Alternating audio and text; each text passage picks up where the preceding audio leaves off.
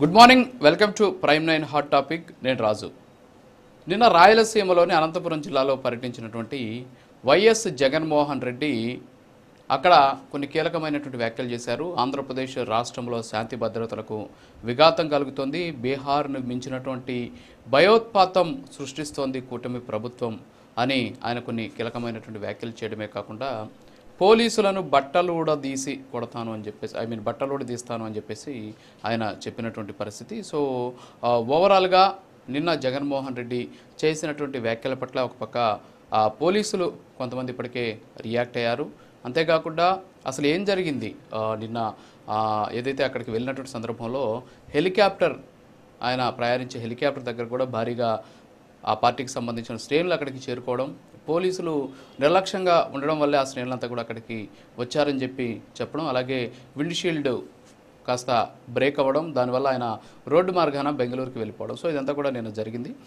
అంతేకాకుండా ఆయన అక్కడ కొన్ని వ్యాఖ్యలు కూడా చేశారు. ఎస్పెషల్లీ పోలీసు వ్యవస్థ మీద ఆయన చాలా తీవ్రమైనటువంటి కఠినమైనటువంటి వ్యాఖ్యలు చేశారు. దీంతోపాటు శాంతి భద్రతలకు విఘాతం కలుగుతుంది, ఆంధ్రప్రదేశ్లో కూటమి ఏదనుకుంటే అదే జరుగుతుంది, సో వాళ్ళు చెప్పిందే చట్టం, వాళ్ళు చెప్పిందే ధర్మం అన్నట్టు ముందుకెళ్తున్నటువంటి పరిస్థితి. పోలీసుల్ని చంద్రబాబు నాయుడు వాచ్మెన్ల కంటే చాలా దారుణంగా హీనంగా వాడుకుంటూ ఉన్నాడు. అంతేకాకుండా బీహార్ కన్నా అధ్వానంగా ఆంధ్రప్రదేశ్ తయారైందని చెబుతూనే ఇంకో పక్క నిందితులనే సాక్షులుగా చేర్చారంటే పోలీసు వ్యవస్థ ఏ స్థాయికి దిగజారిందో వేరే చెప్పాలంటూ కూడా ఆయన కొన్ని కీలకమైనటువంటి వ్యాఖ్యలు చేశారు. సో ఓవరాల్గా మనం చూస్తే నిన్న జరిగినటువంటి ఇష్యూలో టీడీపీ కూడా దాన్ని డిఫైన్ చేసింది. అందులో ముఖ్యంగా పోలీసులకు సంబంధించి అంటే ఆయన హెలికాప్టర్ ఇష్యూ ఏదైతే నడిచిందో ఆ హెలికాప్టర్ ఇష్యూకి సంబంధించి కూడా కొన్ని అంశాల పట్ల టీడీపీ స్పందించింది. ఏంటంటే తొలుతేమో YSR Congress Party official Twitter హ్యాండ్లో ఏమో భారీ ఎత్తున పార్టీకి సంబంధించిన శ్రేణులు వస్తుంటే బారికేడ్లు అడ్డం పెట్టి పోలీసులు వాళ్ళని అడ్డుకునేటటువంటి ప్రయత్నం చేస్తూ ఉన్నారు, ఎక్కడికెక్కడ నిలువరించే ప్రయత్నం చేస్తున్నారు, పోలీసులు భారీగా మోహరించారు అని చెప్పేసి నిన్నటి నుంచి మొన్నటి నుంచి కూడా చెప్తున్నారు. నిన్న అదే ట్విట్టర్ హ్యాండిల్లో వాళ్ళు పోస్ట్ చేసిన పరిస్థితి. మరి కాసేపటి తర్వాత హెలికాప్టర్లో విండ్షీల్డ్ ఇరిగిపోయింది, సో పోలీసుల నిర్లక్ష్యం, పోలీసులు సరైనటువంటి బందోబస్తు ఏర్పాటు చేయలేదు అని చెప్పేసి మళ్ళీ వాళ్ళ ట్విట్టర్ హ్యాండ్లోనే పెట్టినటువంటి పరిస్థితి. సో దీని మీదే ప్రస్తుతానికి తెలుగుదేశం పార్టీ కూడా డిఫైన్ చేసుకుంటూ పోతూ ఉన్నటువంటి పరిస్థితి. అసలు వాస్తవంగా ఆంధ్రప్రదేశ్ ఈరోజు అంత స్థాయిలో నిజంగా శాంతి భద్రతలు క్షీణించాయా, బీహార్ను మించి ఈరోజు ఆంధ్రప్రదేశ్లో పరిస్థితి ఉందా అనేటటువంటి దాని మీద ఇవాళ హాట్ టాపిక్. ఈ హాట్ టాపిక్లో మనతోటి డిస్కస్ చేసేందుకు నరసింహప్రసాద్ గారు, Telugu Desam party state cultural wing president, అలాగే వైఎస్ఆర్ కాంగ్రెస్ పార్టీ రాష్ట్ర అధికార ప్రతినిధి శేఖర్ రెడ్డి గారు, బీజేపీ సీనియర్ నాయకులు ఆంజనేయ రెడ్డి గారు మనతోటి జూమ్లో సిద్ధంగా ఉన్నారు. వీరితో పాటు జనసేన అధికార ప్రతినిధి తాతాశ్రీ నాగేంద్ర గారు జాయిన్ అవుతారు. సో ముందుగా మనం ఆంజనేయ రెడ్డి గారితో మాట్లాడుతుంది. గుడ్ మార్నింగ్ ఆంజనేయ రెడ్డి గారు. ఏంటి బీహార్ను మించిపోతుంది ఆంధ్రప్రదేశ్, పోలీసులకు బట్టలు ఉడదీస్తాను, అంతేకాకుండా భయోత్పాతం సృష్టిస్తున్నారు ఆంధ్రప్రదేశ్లో. నిన్న జగన్మోహన్ రెడ్డి గారు చేసినటువంటి వ్యాఖ్యలు ఏంటి? 2.0 అంటే ఇదేనా? బట్టలు ఇప్పడం, తర్వాత వచ్చేసి పోలీసులను అంతు చూడడం, సో ఇదేనా 2.0 అంటే? రాజుగారు, మీకు చర్చలో పాల్గొంటున్న తోటి మిత్రులకు, వీక్షకులకు, ప్రేక్షకులకు అందరికీ కూడా నమస్కారాలు. కొన్నిసార్లు మనము నిరాశ నిస్పృహలో ఉన్నప్పుడు మనము సంయమనం కోల్పోయి దిగజారి మాట్లాడుతూ ఉంటాం. సో అదే మనం జగన్మోహన్ రెడ్డి గారి నుంచి కూడా మనం అదే చూస్తున్నాం కూడా. నేనేమంటున్నా అంటే లోపాలు లేవని ఎవరు అనడం లేదు. రాష్ట్రంలో సమస్యలు ఉన్నాయి, అక్కడక్కడ కొన్ని శాంతి భద్రతల పరిస్థితి భంగం కలుగుతుంది. కానీ కలిగిన తర్వాత ప్రభుత్వం వ్యవహరించే తీరు, అధికారులు వ్యవహరించే తీరు, పోలీసు వ్యవస్థ వ్యవహరించే తీరును మనం గమనించాల్సి ఉంది. గత 2019 నుంచి 24 దాకా ఏం జరిగిందో మనం చూసాం. రాష్ట్రం అంతా ఎవరికి కూడా రక్షణ లేదు. రాష్ట్రంలో అన్ని వర్గాల ప్రజలు ఏ విధంగా ఇబ్బంది పడ్డారో మనం చూసాం. వాళ్ళకి రాజకీయంగా వ్యతిరేకంగా ఉండే వ్యక్తి, అన్ని వర్గాల ప్రజలంటే నేను మొత్తం రాష్ట్రంలో ఉండే ప్రజలందరినీ కూడా దారుణాలు, దౌర్జన్యాలు వైసీపీ వాళ్ళు చేశారని అనడం లేదు. వాళ్ళకి రాజకీయంగా వ్యతిరేకంగా ఎవరైతే ఉన్నారో, వాళ్ళకి ఆర్థిక ఇబ్బందులు ఎవరైతే కలగజేయగలుగుతున్నారో, ఎవరైతే ప్రశ్నిస్తున్నారో వాళ్ళ రాజకీయ శత్రువులు లేదా రాజకీయ ప్రత్యర్థులు ఎవరైతే ఉన్నారో వాళ్ళు ఏ విధంగా మనం ఈ రాష్ట్రంలో ఇబ్బంది పెట్టారో మనం 5 సంవత్సరాలు చూసాం. బహుశా భారతదేశంలో ఏ రాష్ట్రంలో కూడా ఇంత దారుణమైన పరిస్థితులు గత 19 నుంచి 24 దాకా ఉన్న పరిస్థితులు ఏ రాష్ట్రంలో లేదు. నేను అనేక రోజులుగా రాజకీయాల్లో ఉన్నాను. రాజకీయ నాయకుల్ని, రాజకీయ వ్యవస్థల్ని చాలా దగ్గరగా పరిశీలించాను నేను. ఇంత దుర్మార్గము, ఇంత దారుణము భారతదేశంలో నాకు తెలిసి ఏ రాష్ట్ర ప్రభుత్వంలో కూడా నేను నా పరిశీలనలో తేలలేదు. ఒకటి. రెండోది, నేను ముందే చెప్పాను, లోపాలు ఉన్నాయా, ఆల్ ఈజ్ వెల్ అని నేను అనడం లేదు, అంత భూతల స్వర్గం అని నేను అనడం లేదు. కానీ సమస్యలు ఉన్నాయి కొన్ని దగ్గర. సమస్యల పట్ల ప్రభుత్వం వెంటనే స్పందిస్తుంది. మనం ఈ మధ్యకాలంలో చూసాం కదా, ఒక తెలుగుదేశం మహిళా జిల్లా అధ్యక్షురాలి మీద కూడా కేసు పెట్టారు పోలీస్ స్టేషన్లో. మీకు గుర్తునే ఉంటుంది, ఈ మధ్యకాలంలో జరిగింది. కాబట్టి పోలీసు నిష్పక్షపాతంగా పనిచేస్తుందనే విషయంలో ఒక ఉదాహరణ, అనేక ఉదాహరణలు, అనేక సందర్భాల్లో ముఖ్యమంత్రి గారు సంబంధించిన మంత్రులు హెచ్చరికలు జారీ చేశారు. సొంత పార్టీలోని తెలుగుదేశం నాయకులు కూడా వారు శాసనసభ్యులతో సహా వాళ్ళందరినీ కూడా హెచ్చరించారు. మీరు పరిధిని మించకూడదు, పరిమితులు దాటకూడదు, శాంతి భద్రతలు భంగం కలిగే విధంగా మీరు జోక్యం చేసుకోకూడదు అని చాలా స్పష్టంగా చెప్పారు. మనం ఎప్పుడైనా చూసామా గత 5 సంవత్సరాలు 19 నుంచి 24 వరకు ఆనాటి ముఖ్యమంత్రి ఎప్పుడైనా ఆయన ఎమ్మెల్యేలు హెచ్చరించడం కానీ, పార్టీ క్యాడర్ని హెచ్చరించడం కానీ, మీరు పరిమితులు దాటొద్దు అని హెచ్చరించడం కానీ ఎప్పుడన్నా మనం చూసామా? ఏ రోజు మనం చూడలేదు. కానీ ఈ రోజు ప్రభుత్వంలో ఉండే ముఖ్యమంత్రి చాలా స్పష్టంగా హెచ్చరికలు జారీ చేస్తున్నాడు. ఒకటి. రెండోది, ప్రభుత్వాలు వస్తుంటాయి పోతుంటాయి రాజు గారు, రాజకీయ పార్టీలు వస్తుంటాయి పోతుంటాయి, కానీ ప్రభుత్వ వ్యవస్థలు శాశ్వతం కాదా? అది పోలీసు కానివ్వండి, రెవెన్యూ కానివ్వండి, సంక్షేమం కానివ్వండి, లేదా ఇంకా ఏ వ్యవస్థలైనా శాశ్వతంగా ఉండే వ్యవస్థలు. ప్రభుత్వాలు వస్తుంటాయి పోతుంటాయి. కాబట్టి పోలీసు వ్యవస్థను గౌరవించాలా. నేనేమంటుంటే పోలీసు వ్యవస్థలో తప్పులు, పొరపాట్లు లేవా, లోపాలు లేవా? ఎస్ ఉన్నాయి, అందులో ఎటువంటి అనుమానం లేదు. మీరు ఈ రోజు చేస్తున్న హెచ్చరికలు ఏమిటి? మేము వస్తే బట్టలు ఉడదీస్తాము, నడి రోడ్లో నిలబెడతాము, ఉద్యోగాలు ఓడదీస్తామా? భాష ఏమిటి నాకు అర్థం కావడం లేదు. మీరు అనొచ్చు, మీరు తప్పులు చేస్తున్నారు, పోలీసు రాజ్యాంగబద్ధంగా వ్యవహరించడం లేదు, మీరు దుర్మార్గంగా వ్యవహరిస్తున్నారు, తప్పులు చేస్తున్నారు, మేము చట్టాలు ఉన్నాయి, న్యాయస్థానాలకు వెళతాం, మేము ప్రభుత్వంకి వస్తాం, మేము మళ్ళా మీ మీద తగిన చర్యలు తీసుకుంటామని అనొచ్చు. అందులో ఎటువంటి అనుమానం లేదు. కానీ 2019 నుంచి 24 అంటే ఇక్కడ ఒకటి సార్, ఇప్పుడు ఒకటి ఏం జరిగింది అనేటటువంటి విషయాలన్నీ కూడా ఆంధ్రప్రదేశ్ రాష్ట్ర ప్రజలు గత 5 ఏళ్లలో చూసాం. సో గతంలో అధికారంలో ఉన్న సందర్భంలో జగన్మోహన్ రెడ్డి గారు మాట్లాడిన భాష, అప్పుడేమో నా వెంట్రుకలు పీకలేరు అని చెప్పి ఆయన చెప్పారు. ఈ రోజేమో మీ బట్టలు తీస్తా అంటున్నారు. ఏంటి అసలు అంటే ఇది 2.0 అంటే బట్టలు తీసే కార్యక్రమమేనా ఏంటి అసలు? నేనేమంటున్నా అంటే రాజు గారు, భారతదేశ చరిత్రలో 3 IPS ఆఫీసర్లు ఒకే పెన్ స్ట్రోక్ తోటి సస్పెండ్ చేసిన చరిత్ర మనం చూసామా ఎప్పుడన్నా? ఆమె జత్వాని అనే ఒక సినీ నటి విషయంలో ఈ గత రాష్ట్ర ప్రభుత్వం వ్యవహరించిన తీరు పైన సాక్ష్యాలతో బయటకు వచ్చాయిగా. ఆమెకి ఆంధ్రప్రదేశ్కి ఏం సంబంధం అసలు? ఆంధ్రప్రదేశ్లో ఆమె మీద ఏ విధంగా తప్పుడు కేసులు పెట్టి తీసుకొచ్చారు, ఏ విధంగా కుటుంబ ఇబ్బంది పెట్టారు, ఆ విషయంలో ముగ్గురు IPS ఆఫీసర్లు సస్పెండ్ చేశారు. వాళ్ళు చెప్పింది ఏమిటంటే మాకేమీ సంబంధం లేదు, అధినాయకత్వం నుంచి వచ్చిన ఆదేశాలు మేము పాటించామని చెప్పారు.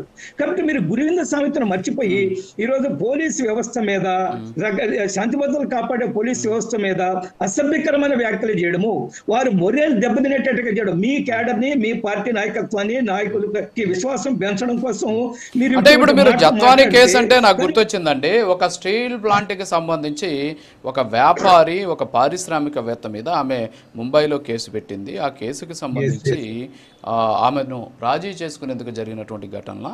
అంతకుముందు జగన్మోహన్ రెడ్డి గారు కూడా మాట్లాడారు ఆయన గురించి ఒక సభలో, కడపలో జరిగిన ఒక సభలో. ఈ సందర్భంగా ఆమెను ఈ విధంగా ఇబ్బంది పెట్టిన పరిస్థితి. సో అప్పుడు బీహార్ కదా, అప్పుడు ఆంధ్రప్రదేశ్ అద్భుతమైనటువంటి రాష్ట్రమా ఏమనుకోవచ్చు అప్పుడు? బీహార్తో పోల్చడం అనేది ఏదైతే ఉందో ఇది ఏ మాత్రం సమంజసం కాదు. ఈరోజు ఆంధ్రప్రదేశ్లో చిన్న సంఘటనలు, సమస్యలు ఉన్నప్పటికీ కూడా ఆంధ్రప్రదేశ్ శాంతి భద్రతల పరిస్థితి చాలా బాగుంది. పోలీసులు నిష్పక్షపాతంగా వ్యవహరిస్తున్నారు. కానీ అక్కడక్కడ పోలీసులు ఏదైనా తప్పు చేస్తుంటే ఎవరైనా ప్రశ్నించవచ్చు, అందులో ఎటువంటి అనుమానం లేదు. కానీ బీహార్తో పోల్చడం ఏదైతే ఉందో మనం చూసాం కదా, గతంలో చిత్తూరు జిల్లాలో జరిగే దారుణాలు, దౌర్జన్యాలు, ఆ రోజు ఆయన రామచంద్ర యాదవ్ మీద జరిగింది. స్వయంగా మాజీ ముఖ్యమంత్రి పర్యటనలకు వస్తుంటే ప్రకాశం ప్రకాశం జిల్లాలో మిగతా ప్రాంతాల్లో ఏం చేశారు? ఒక మంత్రి, ఆనాటి మంత్రి, ఒక కేబినెట్ మంత్రి చొక్కా ఇప్పేసి మాజీ ముఖ్యమంత్రి పాదయాత్రలో ఉంటే ఎన్నికల కోడ్ వచ్చిన తర్వాత కూడా రామచంద్ర యాదవ్ అనే పర్సన్ కి సంబంధించి ఆయన పర్యటించే సందర్భంలో ఆయన వెహికల్స్ దగ్ధం చేసి చివరికి ఆయన్నే మీద కేసులు పెట్టి ఆయన పారిపోయేలాగా చేశారు. సో అది బీహార్ అంటే. ఈ రోజు ఏదో జరిగిపోతా ఉందని చెప్పేసి అక్కడికి వచ్చి హడావుడి చేయడం. ఒక నిమిషం వస్తాను సార్. పోలీస్ స్టేషన్ లో రాజు గారు ఇంపార్టెంట్ పాయింట్, ఆయన పోలీస్ స్టేషన్ లో రక్షణకి వెళ్తే పోలీస్ స్టేషన్ లో కూర్చుంటే పోలీస్ స్టేషన్ మీద దాడులు చేశారు, ఆయన ఇంటి మీద దాడి చేశారు, ఆయన ఆస్తులు ధ్వంసం చేశారు. ఈ రోజు వచ్చి మాజీ ముఖ్యమంత్రి గారు శుద్ధులు చెప్తూ ఉంటే, నేను నిలబెడతానంటుంటే రాష్ట్ర ప్రజలను తేలిగ్గా మర్చిపోతారు మీ పరిపాలనని. ఓకే సార్, వస్తాను మీ దగ్గరికి వస్తాను సార్. నరసింహప్రసాద్ గారు గుడ్ మార్నింగ్. సో ఏంటి ఓవరాల్గా మరి బీహార్ లాగా రాష్ట్రాన్ని తయారు చేసేస్తున్నారు మరి మీరు. చంద్రబాబు నాయుడు ఏమో ఈరోజు ఆంధ్రప్రదేశ్ రాష్ట్రంలో అరాచకాలు సృష్టించే విధంగా ప్రోత్సహిస్తున్నారు. పోలీసుల పరిస్థితి అలా ఉంది. ఏంటి ఈ మధ్య జగన్ గారు మగవాళ్ళ అందం గురించి, మగవాళ్ళ బట్టలు ఉడదీయడం గురించి ఇవన్నీ మాట్లాడుతున్నారు. అవన్నీ కూడా ట్రోల్ అవుతున్నాయి. బహుశా వారికి ఎవరు చెప్పట్లేదేమో, లేకపోతే ఏంటో దీనివల్ల కొంచెం గందరగోళ పరిస్థితిని. అయితే నేను ఒక ట్వీట్ చూశాను నేను పవన్ కళ్యాణ్ గారి గురించి. ఆ విషయంలో మాత్రం జగన్మోహన్ రెడ్డి గారిని ఖచ్చితంగా ప్రతి ఒక్కరూ అభినందించాల్సింది. అలాంటి రాజకీయాలు ఈరోజు ఆంధ్రప్రదేశ్లో కావాలి. సరే, వాట్ ఎవర్ ఆయన వర్షన్ అయింది, ఏమంటారు సార్? అందరికీ నమస్కారం సార్. అదేవిధంగా మన ప్రేక్షకులకు కూడా నమస్కారాలు. ఈరోజు పచ్చ కామెర్ల వాళ్ళకి లోకమంతా పచ్చగా కనిపిస్తుందండి సార్. ఆ సామెత ఖచ్చితంగా ఈరోజు మనం గుర్తు చేసుకోవాలి. గత 5 ఏళ్ల పరిపాలనని అస్తవ్యస్తం చేసిన వ్యక్తి ఎవరన్నా ఉన్నారంటే జగన్మోహన్ రెడ్డి గారు. మా టీడీపీ కార్యకర్తలను దాదాపు 200 మందిని పొట్టన పెట్టుకున్న వీళ్ళు సార్ ఈ పార్టీ వాళ్ళు, వైసీపీ పార్టీ వాళ్ళు. ఈరోజు ఒక 2 కుటుంబాల మధ్య వచ్చిన ఒక ఘర్షణని ఆసరాగా చేసుకొని శవాల మీద రాజకీయం చేయడానికి వాలిపోయారు ఈరోజు. ఇంతకు మించి ఒక్క విషయం కూడా దీని గురించి మనం చెప్పుకోవాల్సిన అవసరం లేదు. గత చరిత్ర చూస్తే మొత్తం దౌర్జన్యాలు, దాడులు, కనీసం రాజ్యాంగబద్ధంగా జరిగే ఎన్నికలను కూడా సక్రమంగా జరుపుకోనికుండా చేసిన వ్యవస్థ అది. పోలీసుల్ని జేవు సంస్థలాగా వాడుకొని, ఇంతకుముందే పెద్దలు ఆంజనేయ రెడ్డి గారు చెప్పినట్టు ఎక్కడో రాష్ట్రంలో జరిగిన ఒక ఇష్యూ సెటిల్మెంట్ చేయడానికి ఇక్కడ పోలీసుల్ని జోబులో పెట్టుకొని వాడుకున్న వ్యక్తులు వీళ్ళు. ఈరోజు పోలీసులకి బట్టలు ఉడదీస్తా, వాళ్ళకి ఇంకోటి ఉడదీస్తా అంటే ఇదంతా ఒక ప్రీ ప్లాన్డ్ స్కెచ్ లాగా అనిపిస్తూ ఉంది నాకు. ప్రశాంతంగా ఈ పరిపాలన జరుగుతున్న ఈ రాష్ట్రంలో ఏదో ఒక అలజడి సృష్టించి తద్వారా లబ్ధి పొందాలనే ఒక ప్రయత్నంగా ఇది మేము అర్థం చేసుకుంటున్నాం. ఇది ఒక చిన్న రాప్తాడుకు సంబంధించిన ఘటనగానే మనం ఆలోచించకూడదు. ఇది రాబోయే రోజుల్లో రాష్ట్రం నలుమూలలా ఇలాంటి అరాచకాలకి వీళ్ళు తెరదీస్తారు. ఎందుకంటే మీరు గమనించారు, ఒక ప్రైవేట్ హెలికాప్టర్ దాన్ని చుట్టుముట్టిన తీరు ఎవరు సార్? వాళ్ళంతా వాళ్ళ పార్టీ వాళ్ళు కదా, వాళ్ళకి కామన్ సెన్స్ ఉండదా? వాళ్ళకి డైరెక్షన్ లేకపోతే ఆ పని చేస్తారా? వాళ్ళ నాయకుడికి ప్రమాదం కలిగే పనులు వాళ్ళు చేస్తున్నారంటే అది ఒక డైరెక్షన్లో జరుగుతుంది. అది ఖచ్చితంగా దీని మీద విచారణ చేస్తారు. దాంట్లో ఉండే కుట్ర కోణాన్ని కూడా బయటకు తీస్తారు ఈ పోలీసులు. ఈ రాష్ట్రంలో ఏదన్నా కొద్దో గొప్ప ప్రజలకు న్యాయం జరుగుతుందంటే ఈ 2024 తర్వాతనని నేను ఖచ్చితంగా చెప్పగలుగుతున్నాను. గత 5 సంవత్సరాల్లో ఏ వ్యవస్థను కూడా మీరు పట్టించుకోలేదు. ఒక పోలీస్ వ్యవస్థే కాదు, రెవెన్యూ వ్యవస్థలో ఎన్ని కుంభకోణాలు చేశారు, ఆర్థిక వ్యవస్థను ఎట్లా కుదేలు చేశారు, అదేవిధంగా కాదేది అనర్హం అనే రీతిలో వ్యవస్థను భ్రష్టు పెట్టించిన పార్టీ ఏదన్నా ఉందే అది వైఎస్ఆర్సీపీ పార్టీ. ఈరోజు వీళ్ళు శుద్ధులు చెప్తా ఉంటే మనం నమ్మాలా? అదే నాయకుడు సార్, మీరు గమనించారా? ఇప్పుడు మీరు స్క్రీన్లో చూపిస్తున్నారు ప్రజల మధ్యలో. మీరు ఏ రోజున 5 ఏళ్లలో ఆయన ప్రజల మధ్యలో చూసారా? పరదాలు కట్టుకుని తిరిగిన ముఖ్యమంత్రి ఆయన. ఈ రోజు కర్మ రిపీట్స్ అంటే అదే. మీరు అలాంటి అవకాశం కల్పించాలి. మరి మీరు ఆయనకి భద్రత కల్పించట్లేదు కదా, మీరు ఆయనకి భద్రత కల్పించాలి. ఆ స్థాయిలో భద్రత ఎందుకు కల్పించలేకపోతున్నారు మరి మీరు? ఏం సార్ ఆ స్థాయిలో మీరు మరి భద్రత కల్పించలేదు. మరి 5 ఏళ్లలో ఆయన ఏ విధంగా అయితే పర్యటించారో ఆ స్థాయిలో మీరు కూడా చేయాలి. మరి అదే విధంగా ఉంటాయి వాళ్ళ యాక్షన్, అట్లే ఉంటుంది వాళ్ళ ప్లాన్, అట్లే ఉంటుంది. దాదాపు 1000 మందికి పైగా భద్రత కల్పిస్తే బ్యారికేడ్లు పెడితే ఆపినామని చెప్తారు. ఒక పక్క వాళ్ళ సొంత ఛానల్లో గగ్గోలు పెడతారు, ఇంకొక పక్క దొడ్డిదారుల్లో ఏ విధంగా వాళ్ళు ముందే అనుకున్న విధంగా హెలికాప్టర్ ఎట్ట చుట్టుముట్టాలి, దాన్ని భద్రత లేదన్నట్టుగా ఎట్లా చేయాలి, తర్వాత రోడ్డు మార్గంలో వెళ్ళిపోయినట్టు ఇది ఒక చర్చ జరగాలి రాష్ట్రంలో. ఒక ప్రతిపక్ష నాయకుడికి ఈ విధంగా ఉందని చెప్పుకోవాలి. ఈ విధంగా చెప్పుకోవడానికి నిన్న వాళ్ళు సక్సెస్ అయినారు. అందుకే సార్ అంటే ఏంటి ఇదంతా ప్లాన్ గా చేశారంటారా? మరి ప్లాన్ డేనా ఇదంతా ప్రీ ప్లాన్ గా చేసినటువంటి కార్యక్రమం? ఇది ఒక సినిమా కథలాగా జనాలు కొన్ని రోజులు చెప్పుకోవాలా, అబ్బా మా నాయకుడు వస్తే ఇంత జనం వచ్చారని. ఇదే జనం మీకు ఎందుకు గుర్తు రాలేదు 5 ఏళ్లలో? మీరు ఎందుకు పరదాలు కట్టుకుని వాళ్ళకి మొహం చాటేశారు? ఈ రోజు మాత్రం ఎందుకు మీరు పరిగెత్తున్నారో చెప్పాలి కదా. వీళ్ళకి ప్రేమ ఉంటే పరదాలు ఎందుకు కట్టుకున్నారు సార్ వాళ్ళు? ముఖ్యమంత్రి ఆమడ దూరం కూడా రానిచ్చేవాళ్ళు కాదు ప్రజల దగ్గరికి.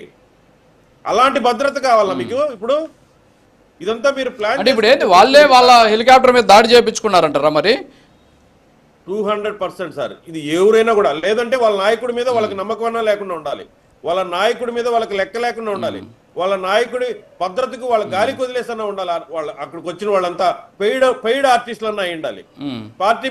పార్టీ మీద అభిమానం ఉండేవాడు, నాయకుడి మీద ప్రేమ ఉండేవాడు ఎవడు ఆ విధంగా పోయి దాడి చేయడు. అక్కడ ఉండేదంతా విచారణ జరగాలి ఖచ్చితంగా. ఇదంతా ప్లాన్ ప్రకారమే జరిగింది అనేది నా ఉద్దేశం. లేకపోతే చూడండి అక్కడ అది ఏమన్నా సినిమానా, అది ఏమన్నా సినిమా స్టోరీనా, అది ఏమన్నా అక్కడ ఎక్కడన్నా చూసామా మనం? అది ఇదంతా ప్లాన్. అక్కడ విజువల్స్ చూడొచ్చు. మన పోలీసులు ఉన్నారు. యాక్చువల్ గా హెలికాప్టర్ వస్తే, ఒక వివిఐపి హెలికాప్టర్ వస్తే పోలీసులు అంటే విత్ వెపన్స్ తోటి దాని చుట్టూ ఉంటారు యాక్చువల్ గా. అయినా సరే ఇంతమంది అక్కడికి రావడం, అదుపు చేయడం, కంట్రోల్ చేయడం కొంచెం కష్టంగానే మారింది. మరి నిజంగా ఇది భద్రత లోపంగా చెప్పండి. దేనికైనా ఒక లిమిట్ ఉంటుంది సార్, ఒక క్రమశిక్షణ ఉంటుంది. క్రమశిక్షణను ఉల్లంఘించాలనుకునే నాయకులు వాళ్ళు. ఇప్పుడు కళ్ళు మూసుకుని పిల్లి పాలు తాగుతుందని ఒక సామెత చెప్తారు. ఆ విధంగా వాళ్ళు కళ్ళు మూసుకొని మేమేం కనిపెట్టలేమనుకుంటున్నారు. ఖచ్చితంగా దాంట్లో నిజాలు నిగ్గుకొస్తాయి, బయటకు వస్తాయి. అదేవిధంగా సార్ నిద్రపోతూ నటిస్తున్న వాడుగా ఉంది వాళ్ళ పరిస్థితి. ఎంత లేపినా లేరు అనమాట. అంటే వాళ్ళు వాంటెడ్ గా చేసుకున్నారు కాబట్టి వాళ్ళు దాన్ని ఆ విధంగా చేసుకోగలిగారు అనేది ఖచ్చితంగా నేను నమ్ముతున్నాను. మీకు రాబోయే రోజుల్లో కూడా అదే విచారణలో తేలుతుంది. అది చిన్న విషయం కాదు. మీరేమన్నా దాన్ని ఒక చిన్న విషయంగా తీసుకుంటున్నారేమో కానీ మా రాష్ట్రంలో ఈ ప్రభుత్వంలో మేము ఖచ్చితంగా దాని వెనుకుండే కుట్రను బయట తీస్తాం. ఎందుకంటే గతంలో మీరు చూశారు, ఎలక్షన్ ముందు బాబాయిని చంపి మా చంద్రబాబు నాయుడు చేతిలో కత్తి పెట్టిన మనుషులు వాళ్ళు.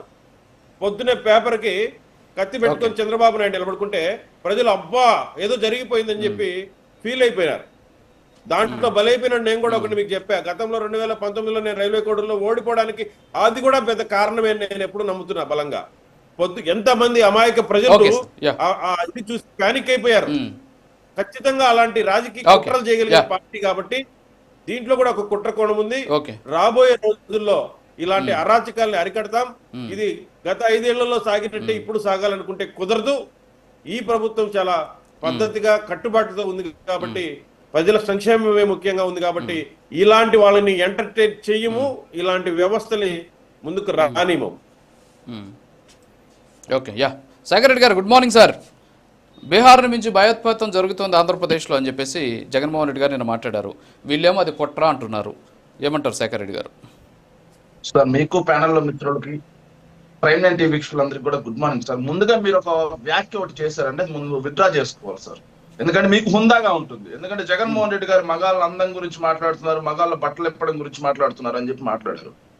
ముందు అర్జెంట్ గా దాన్ని మీరు విత్డ్రా చేసుకుంటే చాలా బాగుంటుందని, లేకపోతే నేను చాలా దూరం మాట్లాడాల్సి వస్తుంది సార్. ఎవడో సోషల్ మీడియాలో పనికి మాలిన గాలి మాట్లాడిన మాటలని ఒక జర్నలిస్ట్ గా కూర్చొని మీరు ఎలా మాట్లాడతారు సార్? అక్కడ మీరు ఎలా మాట్లాడతారు సార్? ఒక మాజీ ముఖ్యమంత్రిని, రాష్ట్రంలోనే అత్యంత ప్రజాదరణ కలిగినటువంటి జననేత గురించి మీరు ఎలా మాట్లాడతారు అక్కడ? సోషల్ మీడియాలో ట్రోల్ అవుతుంది. బహుశా ఆయనకి తెలియదేమో. బహుశా దాని మీద అనవసరమైనటువంటి చర్చ నడుస్తుంది. మగాళ్ళ అందం గురించి, బట్టలు తీస్తారనే అంశం గురించి సోషల్ మీడియాలో అలా జరుగుతోంది. బహుశా ఆయన గమనించారో లేదో అని చాలా స్పష్టంగా మాట్లాడా. నేనన్న ఓడి కాదండి, అది సోషల్ మీడియాలో జరుగుతున్నటువంటి చర్చ గురించి మాత్రమే మాట్లాడా. ఓకేనా? ఆయన బట్టలు తీస్తే నాకెందుకు, ఆయన అందం గురించి మాట్లాడితే నాకెందుకండి, నాకేం అవసరం అండి. అలాగే ఆయన అప్రిషియేట్ కూడా చేశా. నిన్న ట్విట్టర్ కి సంబంధించి కూడా అప్రిషియేట్ చేశాం. సార్ సబ్జెక్ట్ మాట్లాడు సార్. కాదు సబ్జెక్ట్ మాట్లాడు సార్. సరే శేఖర్ రెడ్డి గారు సబ్జెక్ట్ మాట్లాడండి. అవకాశం ఉంది. ఓకే, విజ్ఞత ఉంది, విజ్ఞత 100% ఉంది. అధికార పార్టీ అండదండలో మాకు చాలా ఉండాలి. కానివ్వండి సార్, మీరు కానివ్వండి సార్. ఒక్క నిమిషం సార్. ఏంటి సార్, పోలీసుల భద్రత 1000 మందితో కల్పించారా? వాస్తవంగా ఎస్పీ గారు 1000 మంది భద్రత కల్పించిన మాట వాస్తవం. కానీ 900 మందిని ఆ ప్రోగ్రామ్ కి రాకుండా మొత్తం కూడా ఎన్ఎస్ గేట్ దగ్గర, చెన్నై కొత్తపల్లి దగ్గర, రాఫ్తాడ్ దగ్గర రోడ్లకు అడ్డంగా బారికెట్లు పెట్టి అక్కడికి రాకుండా చూడటంలో చూసిన భద్రత, హెలీప్యాడ్ చుట్టూ ఒక విఐపి వస్తున్నప్పుడు హెలీప్యాడ్ దగ్గర భద్రత ఉండాల్సిన అవసరం లేదా? కేవలం 30 మందిని హెలీప్యాడ్ దగ్గర పెట్టారు. అదే విధంగా ఏదైతే చనిపోయిన లింగమయ్య కుటుంబం దగ్గర 50 మంది పోలీసులు పెట్టారు. మిగతా వాళ్ళని మొత్తాన్ని ఎక్కడ వాడారు? ప్రోగ్రామ్ కి జనాలు రాకుండా పెట్టడం కోసం వాడారు. ప్రోగ్రామ్ కి జనాలు రాకుండా ఆపడం మీద పెట్టిన శ్రద్ధ, ప్రోగ్రామ్ ఎలాంటి అవాంఛనీయ ఘటనలు జరగకుండా చేయడంలో మాత్రం ఎవ్వరికి లేదు. మళ్ళీ దాన్ని కూడా జగన్మోహన్ రెడ్డి గారి మీద, కురబా లింగమయ్య చచ్చిపోయిన మాట వాస్తవమా కాదా? కురబా లింగమయ్య హత్య గావించబడిన మాట వాస్తవమా కాదా? కురబా లింగమయ్య కంటే ముందు కూడా ఆళ్లగడ్డలో మొన్న 6వ తారీఖు ఇందూరు ప్రభాకర్ రెడ్డి మీద, ఇందూరు ప్రతాప్ రెడ్డి గారి మీద హత్యాయత్నం జరిగిన మాట వాస్తవమా కాదా? పాశవికంగా దాడి జరిగిన మాట వాస్తవం కాదా? చేసింది టీడీపీ వాళ్ళు కాదా? అదే విధంగా సార్, ఏదైతే గత ఏడాది ఆగస్టు ఏదైతే శ్రీశైలం నియోజకవర్గంలో సీతారాంపురం, ఏదైతే మహానంది మండలంలో పసుపులేటి సుబ్బారాయుడు అనే ఆయన్ని చంపేసిన మాట వాస్తవమా కాదా? మీరు చెప్పండి. చంపేసిన మాట వాస్తవమా కాదా? మరి ఇది అరాచకం కాదా? తప్పు కాదా? ఏదైతే రాజ్యాంగ ఉల్లంఘన కాదా? సార్ గమ్ముగుండండి, మీరు మాట్లాడినంత సేపు కామ్ గా ఉంటా ప్లీజ్. దయచేసి మందికి పైగా టీడీపీ గమ్ముగుండండి, మీరు నోట్ చేసుకోండి. మీరు మాట్లాడినా నేను కామ్ గా ఉన్నాను. దయచేసి చనిపోయిన మాట వాస్తవమా కాదా? అదే విధంగా గుంటూరులో ఏదా సామిరెడ్డి గారి మీద విచక్షణారహితంగా రాడ్లు తీసుకొని కొట్టి చచ్చిపోయాలి అని చెప్పి వదిలేసి వెళ్ళిపోతే అతన్ని హాస్పిటల్లో చేసిన తర్వాత ఇప్పటికీ రికవరీ కానమాట వాస్తవమా కాదా? మీరు చెప్పండి. ఇవన్నీ అరాచకాలు కాదా? ఇవన్నీ కూడా శాంతి భద్రతలు కంట్రోల్లో ఉన్నట్ట? వాటి గురించి మా పార్టీ కార్యకర్తలను చంపేస్తా ఉంటే, మా పార్టీ కార్యకర్తల్ని ఏదైతే ఇబ్బంది పెడతా ఉంటే, దాడులు చేస్తా ఉంటే, మా పార్టీ కార్యకర్తల యొక్క ఆస్తులు నాశనం చేస్తా ఉంటే, అదేవిధంగా మా పార్టీ కార్యకర్తల మీద విచ్చలవిడిగా ఏదైతే కేసులు పెడతా ఉన్నారో, ఇవన్నీ కూడా జగన్మోహన్ రెడ్డి గారు అడిగితే తప్పైపోతుందా? జగన్మోహన్ రెడ్డి గారు మాట్లాడిన మాట ఏంది? వాళ్ళ బట్టలు ఇప్పి కొడతా అని చెప్పారా? పోలీసు బట్టలు ఇప్పిస్తా, చట్టం ముందు నించోబెడతా, దోషులుగా నిలబెడతా అన్నారు కానీ వాళ్ళు కొడతా అని చెప్పారా? ఏదైతే ఇంతకుముందు అచ్చెన్నాయుడు గారు మాట్లాడినట్టు ఏం దెంగి తినడానికి వచ్చారని మాట్లాడారు జగన్మోహన్ రెడ్డి గారు పోలీసుల్ని. అప్పుడు ఆంజనేయ రెడ్డి అన్న లాంటి వాళ్ళకందరికీ సుమతి శతకాలు అవన్నీ నీ రోజున అవ్వడం కాదు, ఈ రోజున అవ్వడం కాదు. 0.2% ఓటోలు వీళ్ళు కూడా మాట్లాడతారు. వేరే వాళ్ళతో పొత్తులో ఉంటే తప్పిస్తారా అని వాళ్ళు. ఆ రోజు అచ్చెన్నాయుడు గారు పోలీసులు దెంగి తినడానికి వచ్చారా అన్నప్పుడు ఏమైపోయిందా మీ మేధావి? ఏమైందా పోలీసులందరినీ కూడా తరిమి కొట్టండి అని చెప్పి చంద్రబాబు నాయుడు గారు మాట్లాడినప్పుడు ఏమైంది మీకు పోలీసుల మీద ప్రేమ? పోలీసులు కట్రాయల మీద నించోబెడతా అని చెప్పి లోకేష్ గారు మాట్లాడినప్పుడు ఏమైందా పోలీసు సంఘాల మీద మీ ప్రేమ? ఎక్కడ పోయింది? ఆ రోజు మాత్రం కిక్కురు పడకుండా ఉంటాయి. ఎందుకంటే మనకు నచ్చిన వ్యక్తి మాట్లాడితే సమ్మగా ఉంటది. కానీ ఇక్కడ కడుపు గాలి, కార్యకర్తల ప్రాణాలు పోయి ఒక పక్క కార్యకర్తలందరినీ కూడా అక్రమ అరెస్టులు చేస్తా ఉంటే, మాట్లాడితే మిమ్మల్ని చట్టం ముందు దోషులుగా నిలబెడతామంటే, బట్టలు ఇప్పించేస్తాం పోలీస్ బట్టలు అంటే అందరికి బాధలు వచ్చేస్తా ఉన్నాయి, అందరికి ఆడ నుంచో వస్తా ఉన్నాయి. ఇంకో మాట అండి, పరదాలు ఏమయ్యా అసలు దౌర్భాగ్యం ఏంటంటే సార్, ఈ రాష్ట్రంలో మీడియా సంస్థలకి, మీడియా జర్నలిస్టులకి, అదే విధంగా అధికార పార్టీ ఏదైతే పార్టీల నుంచి వచ్చే అధికార ప్రతినిధులకి ప్రోటోకాల్ ఎలా ఉంటుందో కూడా తెలియదు. ఒక ముఖ్యమంత్రికి భద్రతా ప్రోటోకాల్ రూల్ బుక్ ఏముంటది, ఓ ప్రధానమంత్రికి భద్రతా ప్రోటోకాల్ రూల్ బుక్ ఏముంటది, ఓ మంత్రులకి భద్రతా ప్రోటోకాల్ రూల్ బుక్ ఏముంటుందో తెలియదు. పరదాలు మరి మొన్న చంద్రబాబు కలిగించిన భద్రత లాగా పనిచేస్తారా? కదా మా ఊరు పక్కనేనా, మా ఊరు కొత్త పొంగనూరు పర్యటనలో చంద్రబాబు గారికి ఇచ్చిన మర్యాద రిలయన్స్ అలా చేయండి. ఆగండి సార్, ఇది వీళ్ళతో సమస్యదే, ఆగండి, సేపు తట్టుకోండి. మేము ఇంతసేపు ఆగినా కదా, అరగంట ఆగినా కదా. పీసీపల్లిలో కనిగిరిలో మొత్తం పరదాలు వేసి, బారికెట్లు వేసి, టెంట్లు వేసి, స్పెషల్ హెలికాప్టర్ వేసుకొని ఎందుకు వెళ్ళారు సార్ లోకేష్ గారు? ఏ హోదాలో వెళ్ళారు? ఏ హోదాలో మంత్రికి ఆ స్థాయిలో ప్రోటోకాల్ కల్పించారు? అదే విధంగా నిన్న ఏదైతే, అదే విధంగా పవన్ కళ్యాణ్ గారు, ఆగండి సార్ 1 minute సార్. అదే విధంగా పవన్ కళ్యాణ్ గారు నిన్న మొన్న ఏదైతే విశాఖ నుంచి వెళ్తా ఉంటే ఏ స్థాయిలో ఏం ప్రోటోకాల్ ఉందని ట్రాఫిక్ ఆపేశారు. ఏదైతే as per protocol rule book ప్రకారం ట్రాఫిక్ కాపాల్సింది ఎవరికండి? ఒక చీఫ్ జస్టిస్ కి, హైకోర్టు రాష్ట్రానికి సంబంధించి, లేదంటే గవర్నర్ కి, లేదంటే ముఖ్యమంత్రి గారికి, వీళ్ళు ముగ్గురికే. మరి ఏ హోదా ఉందని, ఏ ప్రోటోకాల్ ఉందని ఆపేస్తే 30 మంది పిల్లలు, స్టూడెంట్స్ కనీసం ఎగ్జామ్ రాయడానికి కోల్పోవాలి. మీకు మాత్రం లేని భద్రత, లేని ప్రోటోకాల్స్ తెచ్చి పెట్టుకొని అదేంటో రాజ్యాంగబద్ధమైనట్టుగా, అది మీ హక్కు అయినట్టుగా మాట్లాడతారు. అవతల వాళ్ళు భద్రత కల్పించుకుంటే పరదాల చాటును వస్తున్నారు, భయపడి వస్తున్నారు. ఇది మీరు మాట్లాడే మాటలు. నిన్న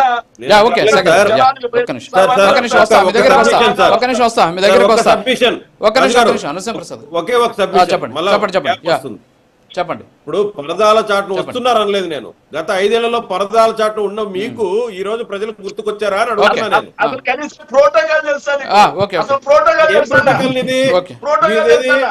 పొంగనూరు పర్యటనలో మా ముఖ్యమంత్రి గారికి, మా మాజీ ముఖ్యమంత్రి గారికి కల్పించినట్లా అదేనా? రాళ్ళు రువేరే అదేనా? ఆ స్థుతులు అదేనా చెప్పబోయేది? మర్యాద మీకు చేస్తే సమాధానం చెప్పు, నీకు అన్ని తెలుసు అని కూర్చుంటా. చంద్రబాబు గారి మీద ప్రవర్తించిన చూపించినా రాష్ట్రంలో ఉండలేరు. నరసింహప్రసాద్ గారు ఆయన ఒక క్వశ్చన్ అడుగుతున్నారు, ఆన్సర్ చెప్పండి మీరు. మీకు అసలు ప్రోటోకాల్ తెలుసా? గత 5 ఏళ్లలో కూడా ప్రోటోకాల్ ఎంత అద్భుతంగా ఫాలో అయ్యారు కూడా చూశారు. దానికి ఆన్సర్ చెప్పండి నరసింహప్రసాద్ గారు. చంద్రబాబు నాయుడు గారికి భద్రత ఏ రకంగా కల్పించాము? ఒక్క నిమిషం ఆపండి సార్, ఆపండి ప్లీజ్. తాతోజీ నాగేంద్ర గారు గుడ్ మార్నింగ్. ఒక్క నిమిషం ఆగండి ప్లీజ్ సార్. ఒక్క నిమిషం ఆగండి, ఆగండి ప్లీజ్, ఆగండి ప్లీజ్. నరసింహప్రసాద్ గారు, శేఖర్ రెడ్డి గారు ఒక్క నిమిషం.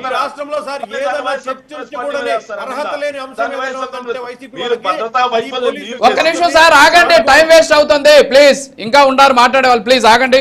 తాతోజీ నాగేంద్ర గారు గుడ్ మార్నింగ్ సార్. ఏంటి సార్ మరి ఏంటి అసలు ఏంటి ప్రోటోకాల్? ఏంటి ప్రోటోకాల్ కూడా లేనటువంటి వ్యక్తులు పవన్ కళ్యాణ్, మరి పవన్ కళ్యాణ్ ఏమో ఆపేశారట, పవన్ కళ్యాణ్ కోసం ట్రాఫిక్ ఆపేశారట. సో ఏంటి అసలు అంటే ప్రోటోకాల్ ఏంటి? ప్రోటోకాల్ పాటించట్లేదా కనీసం? బీహార్ లాగా రాష్ట్రాన్ని చేసేసారా మీరు?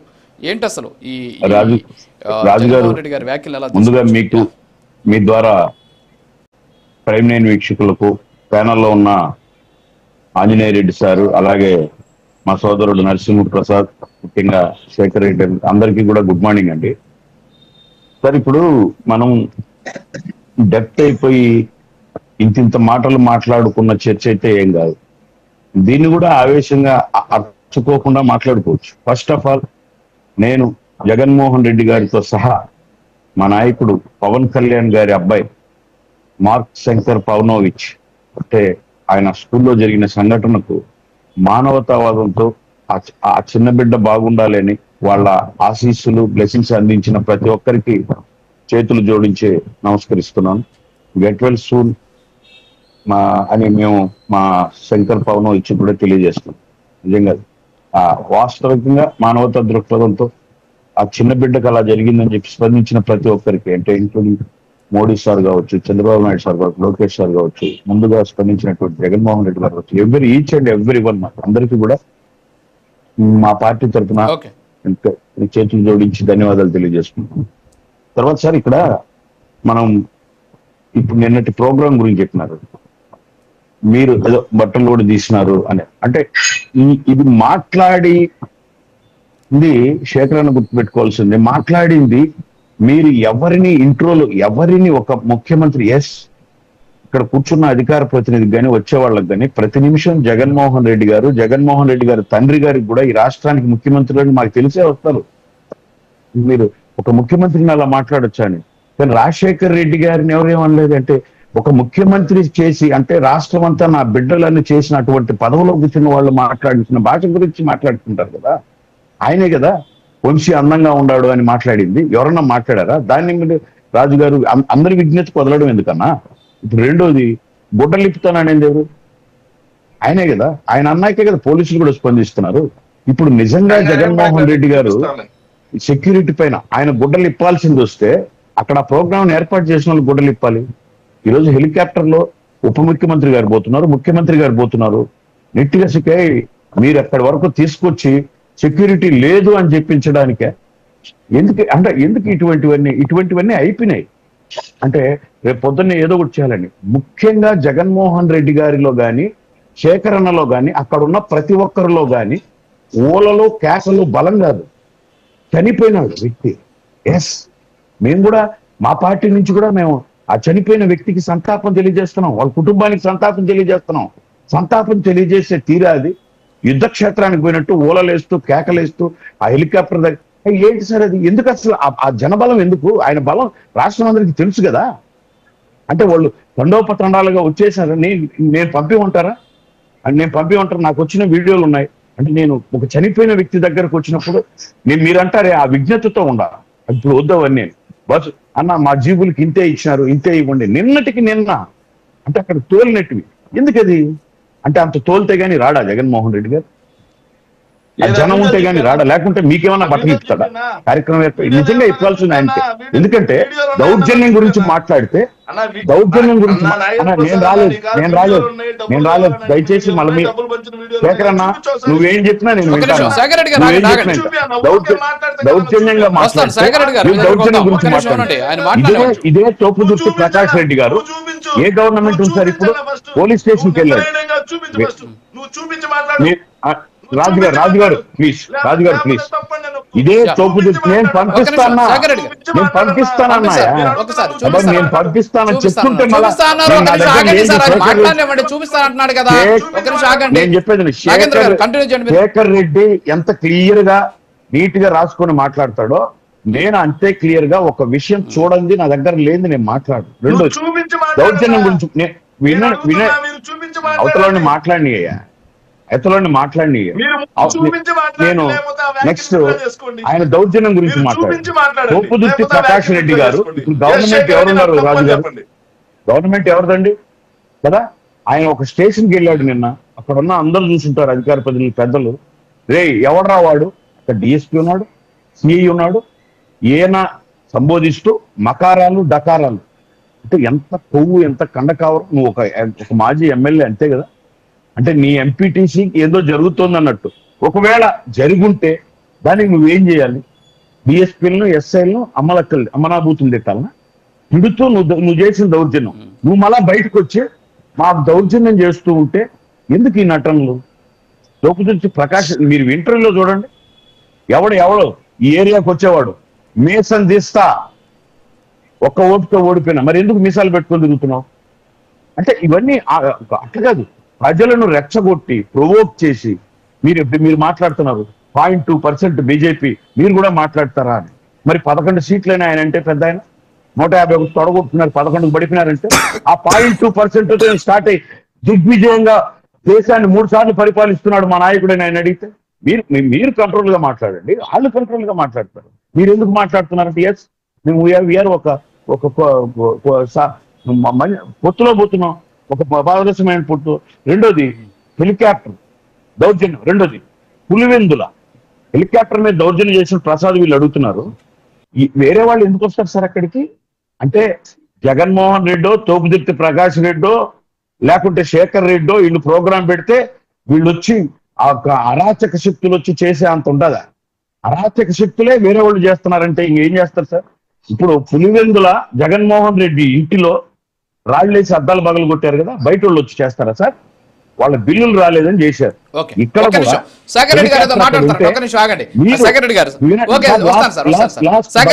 ఒక్క నిమిషం 10 సెకండ్లు ఇవ్వండి. వాళ్ళు గంటలు కొద్ది నేను అర్థం చూడు కొట్లాడదలుచుకోలేదు. ఎందుకంటే ఇక్కడ కూడా మీరు దాదాపు మా పవన్ కళ్యాణ్ గారి పర్యటనలో 1000 నుంచి 2000 మందికి టీషర్ట్లు వేసుకుని దెబ్బలు తింటున్నా మొన్న మీటింగ్ తో సహా కొడతారు, మా కార్యకర్తలు నెట్టుతారు. అయినా కానీ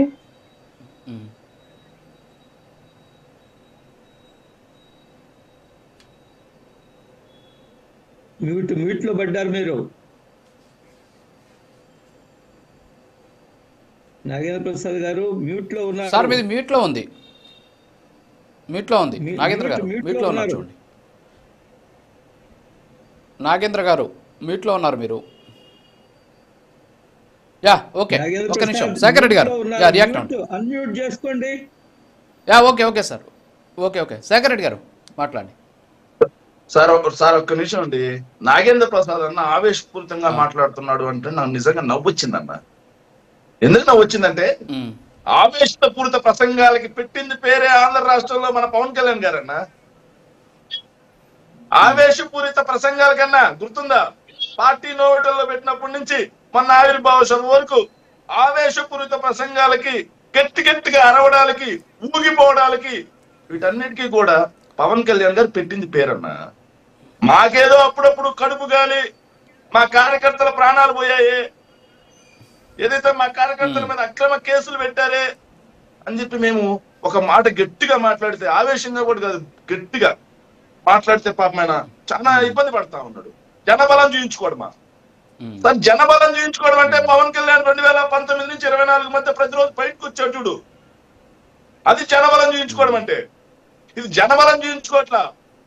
ఏదైతే కార్యకర్తలకి రక్షణ లేదు అని చెప్పి జగన్మోహన్ రెడ్డి గారు ఆడికి వస్తుంటే, జగన్మోహన్ రెడ్డి గారిని చూడడానికి ఆల్రెడీ జనాలు విపరీతంగా వస్తారని తెలుసు.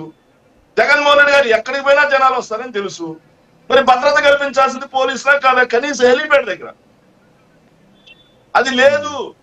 కనీసం 30 మందే ఉన్నారు, 900 మంది పోలీసులు కేవలం బయట బారికేట్లు వేసుకుంటూ రోడ్ల మీద ఎక్కడ ఆ పాపిరెడ్డిపల్లికి వచ్చే దారుల్ని మూసేసుకుంటున్నారు తప్పిస్తే జగన్మోహన్ రెడ్డి గారి పర్యటన మీద భద్రత పెట్టలేదు అని మేము చెప్తా ఉన్నాం. దానికి అధికార పక్షంలో ఉన్నారు. ఏదైతే బాధ్యతగా మీరు సమాధానం చెప్పాలి. ఇది రాజశేఖర్ రెడ్డి ఇది జరిగిందని మీరు చెప్పాలి, లేదు అంటే ఏం జరిగిందో కూడా చెప్పాలి. అలా కాకుండా మా మీద వేస్తా ఉంటే ఎట్టా? ఇంకొక చిన్న మాట, ఓకే ఆంజనేయ రెడ్డి గారు ఒక నిమిషం సార్. ఆంజనేయ రెడ్డి గారి దగ్గరికి వెళ్ళే ముందు ఒక్క నిమిషం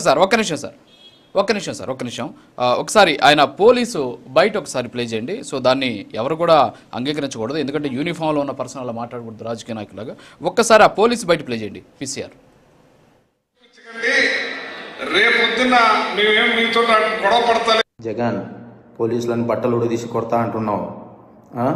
పోలీసులు ఏమన్నా నువ్వు ఇస్తే వేసుకున్న బట్టలు అనుకున్నావా?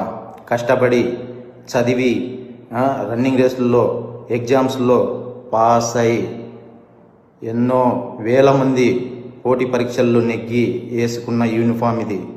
నువ్వెవడో వచ్చి ఉడదీస్తా అంటే ఉడదీయడానికి ఇదేమి అరటి తొక్క కాదు.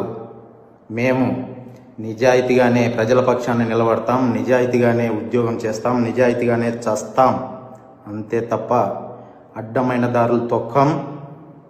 జాగ్రత్తగా మాట్లాడు. జగన్ పోలీసులను బట్టలు ఉడదీసి కొడతా అంటున్నావు. పోలీసులు ఏమన్నా నువ్వు ఇస్తే వేసుకున్న బట్టలు అనుకున్నావా? కష్టపడి చదివి రన్నింగ్ రేసుల్లో, ఎగ్జామ్స్లో పాస్ అయి ఎన్నో వేల మంది పోటీ పరీక్షల్లో నెగ్గి వేసుకున్న యూనిఫామ్ ఇది. నువ్వెవడో వచ్చి ఉడదీస్తా అంటే ఓకే ఆంజనేయ రెడ్డి గారు. సో ఆయన ఒక ఎస్ఐ. సో ఎస్ఐ ఈ విధంగా ఒక సెల్ఫీ వీడియో రిలీజ్ చేయడం ఆయన ఎక్కడి నుంచో తెలియదు, కానీ ఇప్పుడు అది భారీ ఎత్తున టీడీపీ కూడా బహుశా హ్యాండిల్స్ లో పోతుంది. సో ఆయన అండవు వాస్తవంగా అయితే అంగీకరించకూడదు. Ramagiri SI Sudhakar Yadav. Okay. So ఆయన గురించి మనం ఆయన్ని సపోర్ట్ చేసే పరిస్థితి తెలియదు, కానీ ఆంజనేయ రెడ్డి గారు మీరు చెప్పండి. ఎస్ఐ ఆయన ఎస్ఐగా మాట్లాడిన మాటలు ఏమాత్రం ఆమోదయోగ్యమైంది కాదు, అది ఖండనార్హం అయింది. పోలీస్కి ఒక అసోసియేషన్ ఉంది, వాళ్ళకు కూడా యూనియన్లు ఉన్నాయి. కొన్ని సమయాల్లో వాళ్ళ మీద తప్పుడు ఆరోపణలు చేసినప్పుడు ఆ యూనియన్కి సంబంధించిన వాళ్ళు వచ్చి సమాధానం చెప్తారు, ఇది కరెక్ట్ కాదండి అని చెప్తుంటారు. కానీ ఎస్ఐ మరి ఏ అధికారంతో మాట్లాడాడు? ఆయన యూనియన్లో ఏమైనా బాధ్యత ఉందా? లేదా మాజీ ముఖ్యమంత్రిని పట్టుకొని ఏకవచనం సంబోధించడము, ఇది వాట్ కైండ్ ఆఫ్ ఇది ఎవరు నేర్పించారంటే గత ప్రభుత్వాల నుంచి వచ్చిన సంస్కృతి అండి ఇది. గత ప్రభుత్వం 14 నుంచి 19 నుంచి 24 దాకా ఉన్న ప్రభుత్వంలో వ్యవహరించిన తీరు, పోలీస్ అధికారులు వ్యవహరించిన తీరు, అది వారసత్వంగా ఈరోజు ఆయన ఎస్ఐ గారు మాట్లాడారని అనుకుంటున్నాను. కాబట్టి ఎస్ఐ మాట్లాడిన తీరుని ఎవరు ఆమోదించరు, ఎవరు చేయరు. అదే సమయంలో మాజీ ముఖ్యమంత్రి గారిని వ్యవహరించిన తీరు కూడా సమంజసమైనది కాదు. అది ఈరోజు రాజు గారు, మాకు కూడా నాయకులు వస్తుంటారు, మేము కార్యక్రమాలు ఏర్పాటు చేస్తుంటాం. సహజంగా మేము పార్టీ కార్యకర్తల కూర్చొని పెట్టి ఇదిగో ఈ వాలంటీర్ వ్యవస్థ మీరు చూడండి, పోలీస్ ఉంటుంది, అదే సమయంలో పార్టీ సొంతంగా ఇంటర్నల్ గా కూడా ఒక వాలంటీర్ వ్యవస్థ ఉంటుంది. మీరు ఈ పనులు చూడండి, ఈ పోలీసుకి అండగా ఇక్కడ లేదా సహాయంగా నిలబడండి అన్నది ఈరోజు పోలీసు చేయగలిగి నిన్నటి రోజున జరిగింది. అంత పెద్ద గందరగోళం, పోలీసు ఫైరింగ్ ఓపెన్ చేసి ఉంటే ఒకవేళ ఆ మాజీ ముఖ్యమంత్రి ప్రాణానికి ప్రమాదం వచ్చిందని అప్పుడు అది జాతీయ వార్తలు అయిపోయి ఉండేది కదా. ఏం చేశారు? వైసీపీ వాళ్ళు ఎక్కడున్నారు, ఏ విధంగా వ్యవహరిస్తున్నారు? వాళ్ళకి వాలంటీర్ వ్యవస్థ లేదా? పార్టీ నాయకత్వం లేదా? ముందుగా ప్లాన్ లేదా వాళ్ళకి? ఆయన ఒక హెలికాప్టర్లో వచ్చి, సరే ఆయన ఈ మధ్యకాలంలో హెలికాప్టర్లు రావడం, బెంగళూరు ప్యాలెస్కి వెళ్ళిపోవడం అది ఆనవాయితీగా జరుగుతుంది అనుకోండి, అది తెలుసు కదా. కాబట్టి ముందు పార్టీ వ్యవస్థను వాళ్ళు సరి చేసుకోవాలా. అట్ ద సేమ్ టైం మీరు ఈరోజు, నేను అదే చెప్పాను, ఈ రోజు జరుగుతున్న సంఘటనలన్నీ వారసత్వంగా 2019 నుంచి 24 సంఘటనల దాకా జరిగిన సంఘటనలకు వారసత్వంగా వస్తుంది. ఇది మార్పు రావాలా. బట్ ఒకటి, ఈ ప్రభుత్వము ఏ శాంతి భద్రతలకు ప్రమాదం ఏర్పడ్డా చూస్తూ ఊరుకోదు, ఖచ్చితంగా చర్యలు తీసుకుంటుంది. అందులో ఎటువంటి అనుమతి తీసుకుంటుంది కూడా. నేను ఇందాక మొదట్లోనే ప్రారంభంలోనే నేను ఒక ఉదాహరణ చెప్పాను. ఒక మహిళా తెలుగుదేశం అధ్యక్షురాల మీద కేసు పెట్టిన సందర్భం ఉంది. ఈ లోకల్ టీడీపీ ఎమ్మెల్యే ఒక ఆయన ఈ మధ్యకాలం 2-3 సార్లు వ్యవహరించిన తీరు పట్ల నేరుగా చంద్రబాబు నాయుడు గారు సీరియస్ వార్నింగ్ ఇచ్చారు. దాని మీద చర్చ జరుగుతూ ఉంది. కానీ ఓట్లు వచ్చింది, నేను చాలా మాట్లాడగలను, 75 నుంచి ఎందుకు ఎక్కడికి వచ్చారో మీరు తెలుసుకోవాల్సిన అవసరం ఉంది. రాజు గారు ఈ రాష్ట్రంలో మాజీ ముఖ్యమంత్రి ప్రాణాలు కూడా విలువైనవి, వారికి ప్రాణహాని ఉండకూడదు. నేనేం కోరుకుంటున్నా అంటే వారు బయటకు వచ్చి అసెంబ్లీకి రమ్మనండి, పార్టీ ప్రభుత్వం మీద విమర్శలు చేయమనండి, అసెంబ్లీలో మాట్లాడమనండి. అసెంబ్లీకి రాడు, అసెంబ్లీకి ఎందుకు రాకపోయాయంటే ఏదో మాట్లాడుతూ. ఓకే సార్, ఒక నిమిషం నరసింహప్రసాద్ గారు, మీ దగ్గరకు వచ్చే ముందు ఒక చిన్న బయట చూద్దాం మనం. ఒక నిమిషం ఆంజనేయ రెడ్డి గారు, ఒక్కసారి ఆయన కారుమూరి నాగేశ్వరరావు గారు మాజీ మంత్రి వారి బయట ఒకసారి ప్లే చేయండి ప్లీజ్. రేపొద్దున మేమేం మీతో గొడవ పడతలేదు, మీరు రేపొద్దున మీద మా కక్ష పెట్టుకోకుండా అని అన్నారు. ఇది మాత్రం ఆగదు. గుంటూరు యువతల నుంచి ఇంట్లోంచి లాగి కొడతారు, గుంటూరు అవతల నుంచి నరికి పడేస్తారని చెప్పి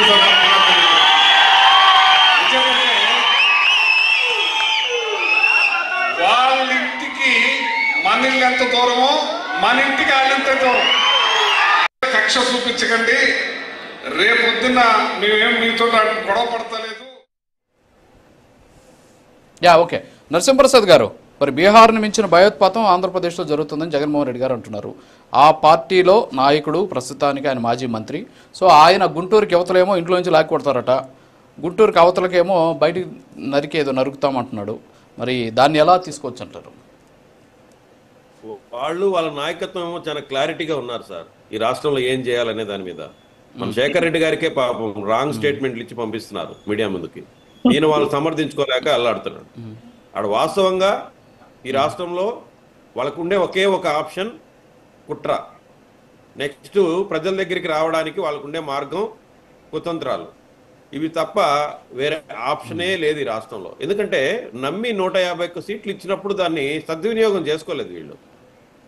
ఉన్న పుణ్యకాలాన్ని కాస్త పోగొట్టుకొని ఈ రోజు తర్వాత ఎలా రావాలనే దానికి వీళ్ళకి మిగిలిన ఆప్షన్స్ ఇవి కుట్రలు, కుతంత్రాలు. కాబట్టి ఈ నిన్న జరిగిన దృశ్యాలు, మనం చూసిన దృశ్యాలు కూడా అందులో భాగమే. వాళ్ళకు ముందే తెలుసు ఇదంతా ఒక గందరగోళం సృష్టించి దీని ద్వారా లబ్ధి పొందాలి, ఆయనకేదో జనంలో ఇమేజ్ ఉంది, ప్రజలు నా కోసం దండోపదండాలుగా వచ్చేస్తున్నారు, ఇంకా నా మీద చాలా బాధ్యత ఉందని చెప్పుకోవడానికి అదంతా ఒక ప్లాన్. నేను ఒకటే అడుగుతున్నాను సార్, అసలు నిన్న పోయిన సందర్భం ఏంటి? మీరు జన సమీకరణకి కారణం ఏంటి? దీనికి మీరు ఫస్ట్ ఇక్కడే ఉంది, దాంట్లో మనకు దొరికిపోతుంది ఆన్సర్. ఒక మనిషి చనిపోయి ఆ కుటుంబం బాధల్లో ఉన్నప్పుడు ఎంత ప్రశాంతమైన వాతావరణంలో వాళ్ళకి ఓదార్పు ఇవ్వాలి, అది చెప్పాలనా మీకు? ఎక్కడి నుంచో మీరు చూశారు కొన్ని వీడియోలు కూడా, డబ్బులు ఇచ్చి మరీ తరలించాల్సిన చేసుకోండి, డబ్బులు ఇచ్చి. అది వేరే పబ్లిక్ మీటింగ్కో ఇంకొక దానికో అయితే దానికి ఒక అర్థం ఉంది. సభ నిండాలి, సరే ఖాళీ కుర్చీలు కనపడకూడదు, ఏదో ప్రయత్నాలు చేశారంటే అర్థం ఉంది. ఒక బాధితుడి ఇంటికి వెళ్ళి, ఒక చనిపోయిన వాళ్ళ ఇంటికి వెళ్ళి పరామర్శించడానికి మీరు పెట్టిన ఖర్చు ఎంతండి? మీరు పడిన ప్రయాస ఎంతండి? ఇదే కదా కుట్రంటే. మీ నాయకుడు ప్రయాణిస్తున్న హెలికాప్టర్ను కూడా మీరు ధ్వంసం చేయాలని సిద్ధపడినారంటే ఇదే కదా మీలో ఉండే ప్రాబ్లము. మీరే చంపుకుంటారు, మీరే సానుభూతి కావాలనుకుంటారు, మీరే దాడులు చేస్తారు, మీరే సింపతి కావాలనుకుంటారు. ఇది ఎన్నిసార్లు చేస్తారు సార్ ఇదంతా? ఇలా చేస్తే మీరు 2.0 కాదు కదా, 2.2 కాదు, 3.0 4.4 అయినా కూడా మిమ్మల్ని ప్రజలు అర్థం చేసుకోరు. ఎన్ని 0.0 అయినా మన మనసు కల్మషం లేదు. సాగర్ రెడ్డి గారు ఏదో మాట్లాడతారంట, ఒక నిమిషం సార్. సాగర్ రెడ్డి గారు రియాక్ట్ అవ్వండి. ఓకే ఒకసారి సాగర్ రెడ్డి గారు మాట్లాడండి సార్. నమ్మి 150 సీట్లు ఇస్తే సద్వినియోగం చేసుకుపోయలేదు అనే ప్రతి సందర్భంలో ఎవరైతే మా నరసింహప్రసాద్ అన్న మాట్లాడుతూ ఉంటున్నా, అంటే మొదటిసారి అంటే మీ నాయకుడు గెలవలేదు ఈ విషయంలో నేను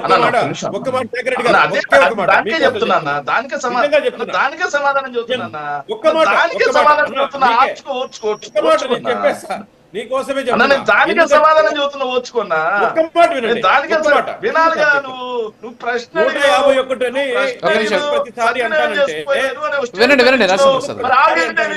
మరి ఆగండి, వినన్నా. ఎందుకు కంగారు వద్దు నరసింహప్రసాద్, వినండి.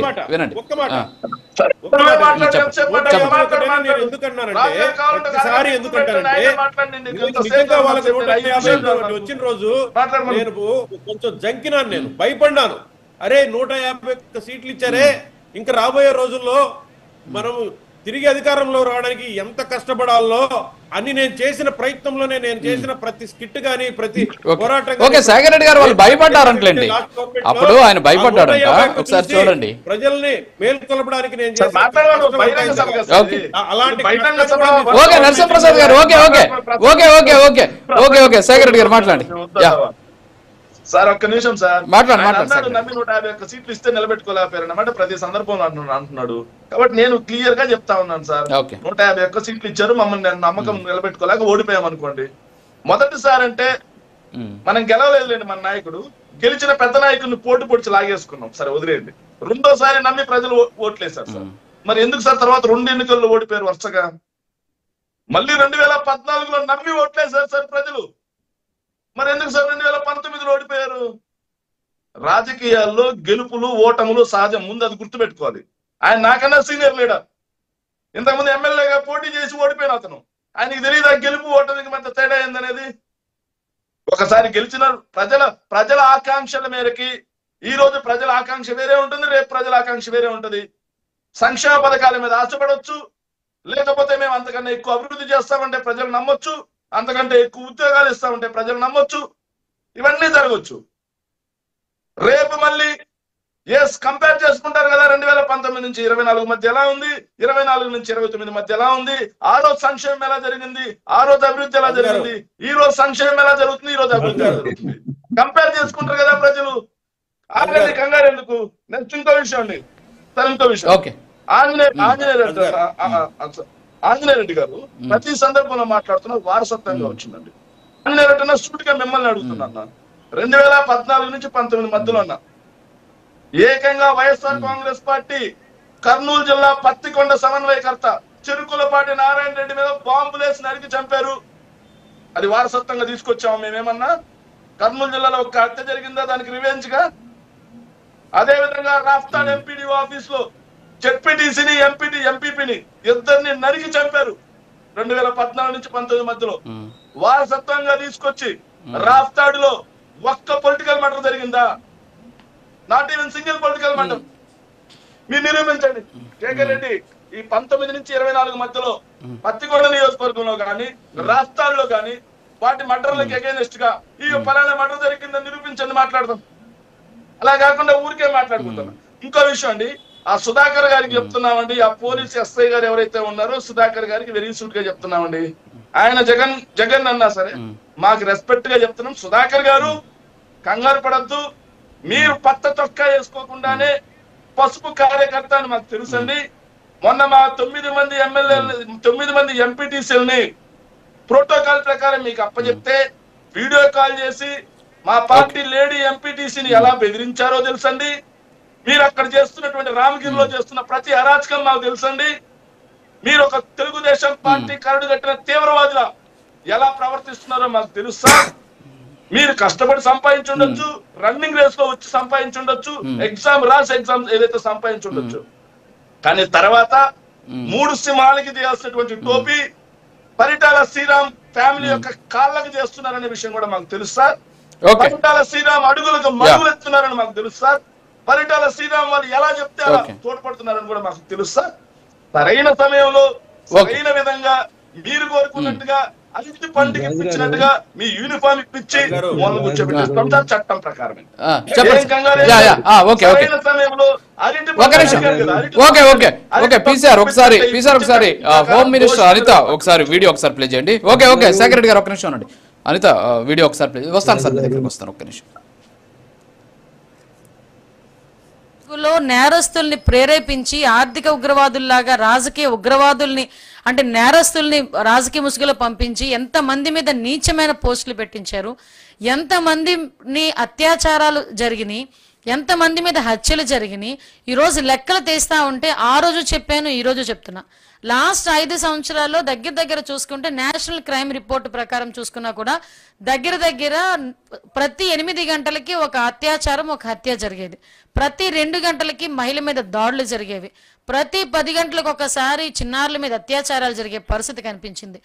ఆ రోజు మాట్లాడని, ఆ రోజు నోరు విప్పని ఈ పులివెందుల ఎమ్మెల్యే ఈ రోజు అసలు ఏ అధికారం ఉందని ఈ రోజు బయటకు వచ్చి మాట్లాడుతున్నావు, నీకు ఏ అర్హత ఉందని మాట్లాడుతున్నావు.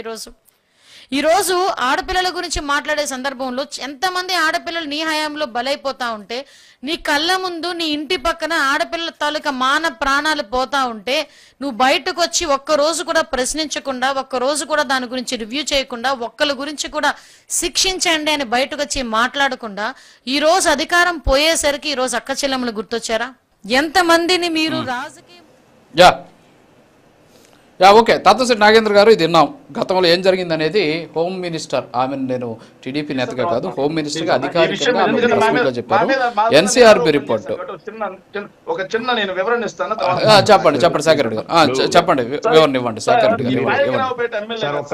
పాయకరావుపేట ఎమ్మెల్యే గారు మొన్న అసెంబ్లీ సాక్షిగా సార్, ఈ పాయకరావుపేట ఎమ్మెల్యే గారు మొన్న అసెంబ్లీ సాక్షిగా క్వశ్చన్ అవర్ లో అడిగిన ప్రశ్నకు సమాధానంగా ఈ పాయకరావుపేట ఎమ్మెల్యే గారు చెప్పిన మాట ఏంటో తెలుసా సార్?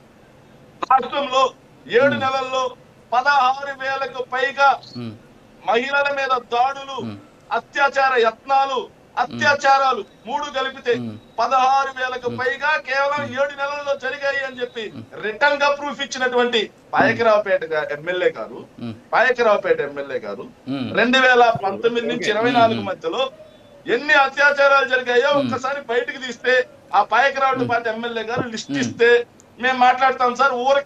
ఇస్తారు. ఒక నిమిషం ఆగండి సార్. తాతశెట్టి నాగేంద్ర గారు రియాక్ట్ అవ్వండి, టైం అవుతుంది సార్, నాకు ఒక నిమిషం ఉండండి. తాతశెట్టి నాగేంద్ర గారు రియాక్ట్ అవ్వండి. ఓకే ఆగండి సార్, ప్లీజ్, టైం అవుతుంది, ఆగండి సార్, ఒక నిమిషం ఆగండి సార్. నాగేంద్ర గారు మాట్లాడండి. నాగేంద్ర గారు మాట్లాడండి. వినిపిస్తుందా?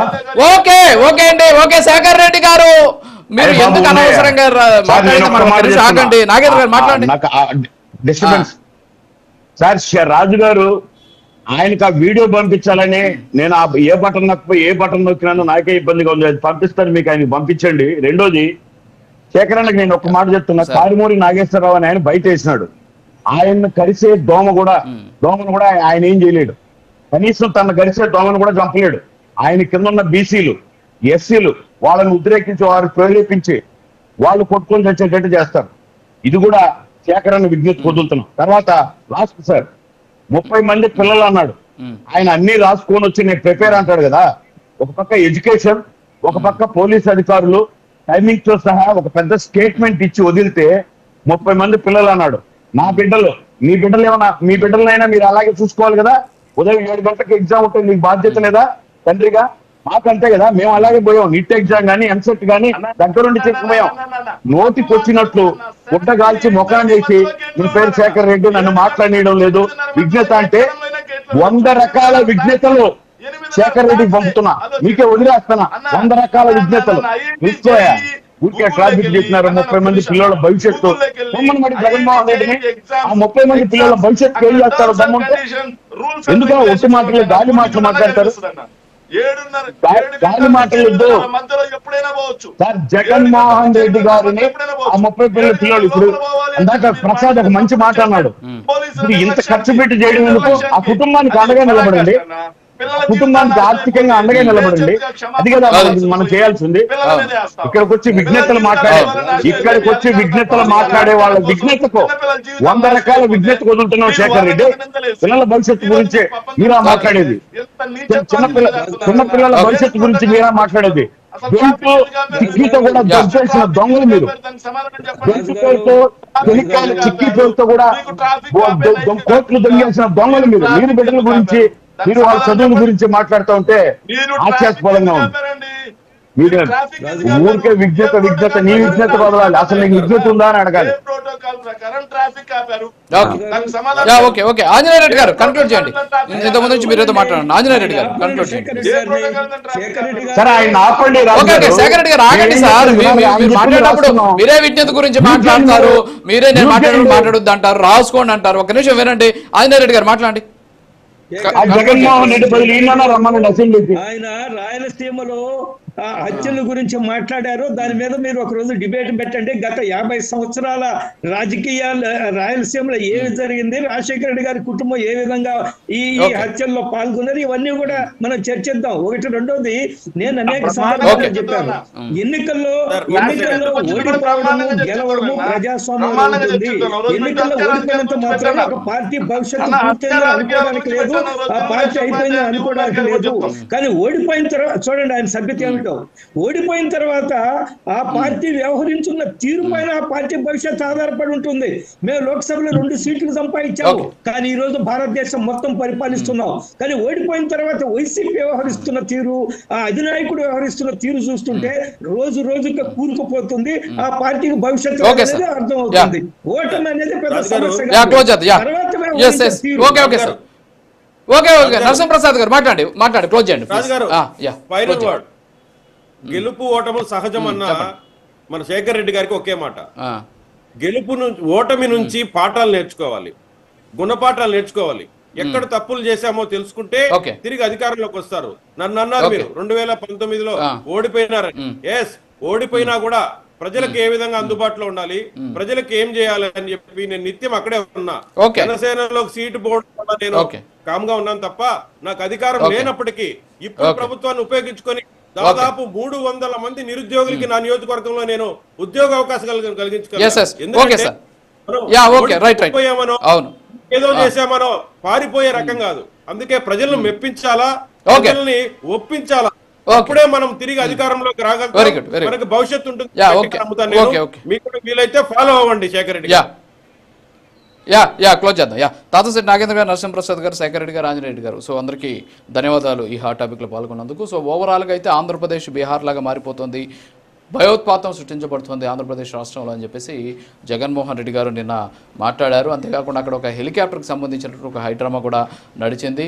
హెలికాప్టర్కి సంబంధించి విండ్షీల్డ్ ఇరిగిపోయిందని చెప్పేసి, అది బ్రేక్ అయిందని చెప్పేసి, సో ఆయన హెలికాప్టర్లో వెళ్లకుండా ఆయన రోడ్డు మార్గంలో వెళ్ళడం, ఆ తర్వాత మళ్ళీ హెలికాప్టర్ వెళ్ళిపోవడం, సో ఇవన్నీ కూడా జరిగిపోయినాయి. సో ఇవన్నీ కూడా ఆంధ్ర రాష్ట్ర ప్రజలంతా కూడా చూస్తూ ఉన్నారు. సో ఆంధ్రప్రదేశ్ రాష్ట్రంలో ఏం జరిగింది, గతంలో ఏం జరిగింది, ఇప్పుడు ఏం జరుగుతుంది అనేది కూడా అందరూ గమనిస్తూ ఉన్నటువంటి పరిస్థితి. సో ప్రజలేమి అమాయకులేం కాదు, ఎవరేం చెప్పినా వినడానికి, నేను చెప్పినా లేకపోతే టీడీపీ చెప్పినా, వైసీపీ చెప్పినా, జనసేన చెప్పినా, బీజేపీ చెప్పినా, సో ప్రజలంతా కూడా చాలా విజ్ఞతతో ఆలోచిస్తారు కాబట్టి సో వాళ్ళకి తెలిసి ఏం జరుగుతుంది అనేది. సో ఇది వాళ్ళ hot topic. Straight into prime 9. అక్కడ కొన్ని కీలకమైనటువంటి వ్యాఖ్యలు చేశారు. ఆంధ్రప్రదేశ్ రాష్ట్రంలో శాంతి